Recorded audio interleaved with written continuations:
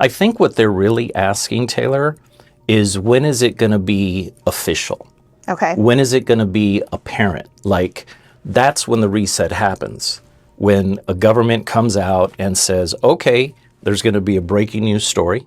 The president, whoever that is at the time, Secretary of Treasury, more than likely the Federal Reserve or the central bank spokesman, will be on TV together and they will announce that now we're going into a new currency. They might say something like, we're going to revalue, we're going to start over, we're going to restructure. There's going to be all these different words, but it's going to be a reset. So I think when people ask, when is the reset going to happen? It's happening now. And there's symptoms to it that we can talk about. Yeah. But when someone says, when is the reset going to happen? I think what they're asking is, when is it going to be apparent to me?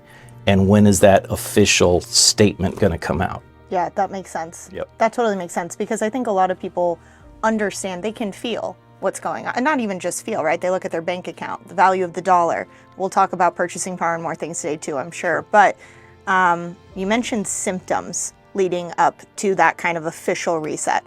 I obviously talk about a lot of different things that I'm seeing, but I'm curious from your expertise, when you talk about symptoms, what are those?